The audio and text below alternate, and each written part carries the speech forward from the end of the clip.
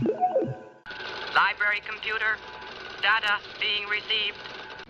Working. Fascinating. You're in the hands of an adolescent. Hi, welcome to my January 2026 Part 2 reading report. In the BookTube channel, I have now renamed Books Worth Reading to reflect my impeccable taste in literature. And these are the half dozen books I have read since my last reading report, and I guess let's just dive right into it. Three-Act Tragedy by Agatha Christie. Angela and I are reading through Agatha Christie's canon in order, in publication order, and then listening to episodes of a podcast called All About Agatha about each book after we've read it, and we're enjoying that enormously. And I have never read through Dame Agatha's books methodically before, so I'm running across ones I haven't read before. This was one, and in this one, an elderly vicar without an enemy in the world dies during a dinner party. It's apparently due to natural causes, and no one, including her Hercule Poirot, who was at the party, thinks it might be murder. But not long afterwards, a prominent doctor dies at a dinner party, a different party, and with a lot of the same guests present that were there when the vicar died at the previous party. So this time the death is determined to be poison, though it's not clear how the poison was given to the victim.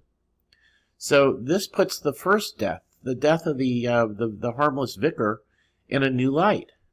You know, had the doctor suspected murder and been killed before he could identify the killer? And if so, then discovering a motive for killing the harmless vicar becomes vital.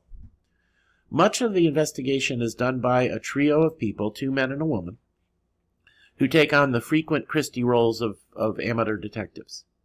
Poirot, in the meantime, kind of sits in the background, collects information, and puts his little gray cells to work, and, of course, in the end, figures it all out. The solution is unexpected and bizarre, but all the clues, as is typical with her novels, come together nicely.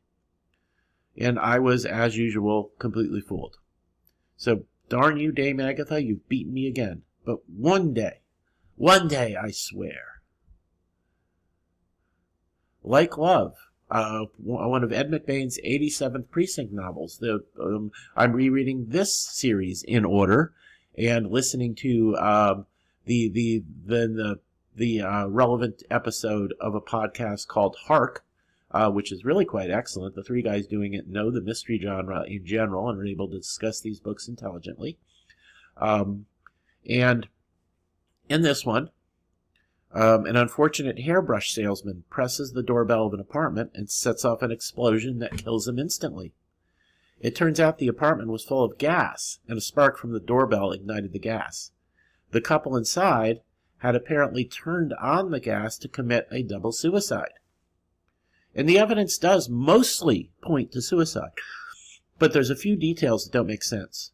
Was it actually a murder? Detective Hawes and Corella investigate, but merely run into one metaphorical brick wall after another. It's a good, solid police procedural. Also seeded throughout the book are subplots involving an actual suicide that Corella dealt with in the first chapter, and Bert Kling's unhealthy way of processing the death of his girlfriend that took place 2 books earlier. This is not one of the classics. It's mid-tier 87th Precinct novel. But even the mid-tier entries are great reads. McBain never wrote a bad 87th Precinct novel, and they're all fun to read.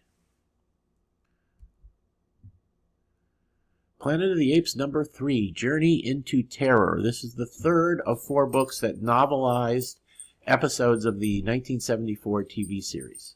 I love that blurb on it, the most popular science fiction series since Star Trek. And of course, in the 70s, science fiction and fantasy were not the big deals in popular culture that they are now, so maybe that's true. But it did not last more than 1 season. I know part of that was not just ratings, but the cost of each episode. But it did not live long, unfortunately, because it really wasn't a bad show. And as is typical with this series of books, this book novelizes 2 episodes of the series, so it's 2 separate novellas together in the book. The first episode is The Legacy, in which Burke, Verdon, and Galen find a projector in the ruins of a city that might give them the location of preserved scientific equipment from before humanity's fall. But Verdon is captured, and he's locked up with a human woman and a child, and he doesn't know that the kid has agreed to pass on anything he learns from Verdon to General Urko. The second is the horse race, in which we learn that Urko habitually cheats at races to win bets. To save the life of a human who helped them, Verdon and his friends have to figure out how Verdon can ride in a race, win despite Urko's cheating, and somehow prevent Urko from catching them. Both stories are fun and they're well written, with Greg Alec Effinger effectively mixing together the action with the melodrama. Only one more to go in this. I've been reading all these media tie-in novels I'm reading via the Serial app on my phone, which gives me like one chapter a day. And of course, there's no reason for me to be doing that other than I'm having fun doing it. But I'm almost out of Planet of the Apes novels. I'm currently reading the 8th of 10 Thunderbird novels on my Serial app.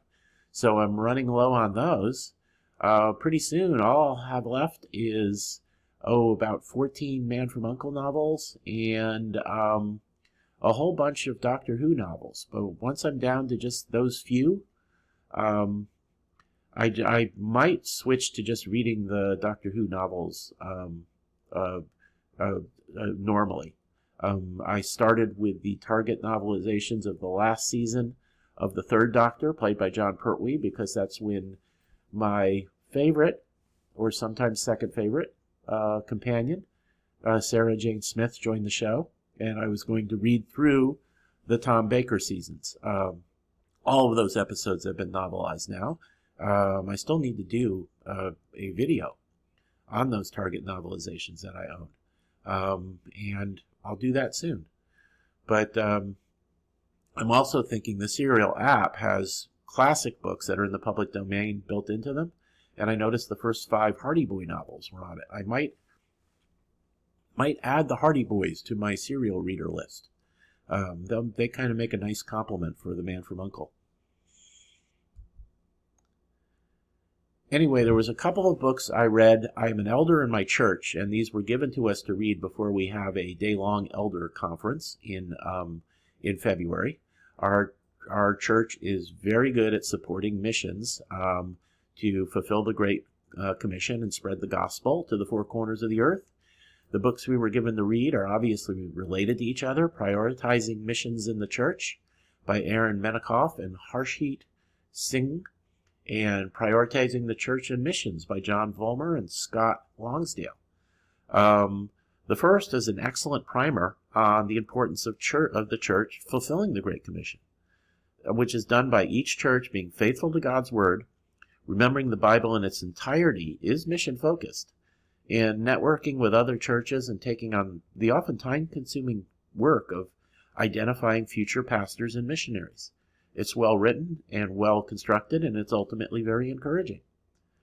The other one, Prioritizing the Church, covers similar ground, but it's valuable in its own right. It stresses the importance of a missionary having a sending church to whom he or she is accountable, of making sure any missionary agency being partnered with is biblically based and supports sound doctrine, and the importance of a missionary in the field being part of a local church, or if there is no local church, joining with other missionary families to form a church until a local church comes into existence. The book also intelligently criticizes movement-based missionary organizations, which concentrate on starting new churches at absurdly fast rates and doing like mass baptisms, whether or not the people involved have actually become Christians or even understand what a Christian is yet. The book points out that this leaves behind churches without strong leadership and sound doctrine and good teachers, and they're susceptible to false teaching, and it's generally a mess. So the book's overall theme is that you can't sacrifice sound doctrine for speed. And then finally, I jumped back to adventure fiction with the 5th book in the Davy Crockett series that was originally published, I think, in the 80s, Blood Rage. And in this one, for the 2nd book in a row, Davy Crockett and his sidekick Flavius Harris are canoeing down the Mississippi towards St. Louis only to have their trip suddenly interrupted by the need to have an adventure. This time, Davy spots the tracks of a single wagon, just one wagon, heading west towards the prairie. And in the early 19th century, this is the equivalent to committing suicide. So Davy's chronic hero syndrome kicks in, and he, along with a reluctant Flavius, tracks down the wagon. The wagon's carrying a widow, her young daughter, and the man she now wants to marry. They're being pursued by the widow's stepfather, who's an arrogant, wealthy man who wants to control her life. So soon Davy finds himself battling the stepfather's ruthless minions to protect the family. There's battles, and there's escapes, and there's rescues, all coming in quick succession, with Davy at one point finding himself tied to a log and set adrift in the Mississippi. It's another fun and fast-paced entry in this really entertaining series. I've been enjoying this series thoroughly. And this one has a villain so thoroughly loathsome that you're fervently hoping he gets killed 2 paragraphs after you meet him. And that's it. That's what I've read so far this month, since the last reading report I did. I'm currently reading an Eliot Ness mystery, the second of 4 Eliot Ness novels written by Max Allan Collins. I think he novelized the 1980s movie as well. If that's true, I suppose he's technically written 5 Eliot Ness novels. But these are based more on real-life history than the movie was, taking place when Ness was what was called safety director of Cleveland, which means he ran both the fire department and the police department. And this one deals with a really brutal serial killer at loose in Cleveland and what needs to be done to catch him. And I've only just started it, but I've never read a Max Allan Collins novel that was not highly entertaining and extremely well written, and so I'm looking forward to this. And so that's it for now. As usual, thank you for listening, and I will be back with another reading report, or hopefully my video on my Doctor Who Target novelizations soon.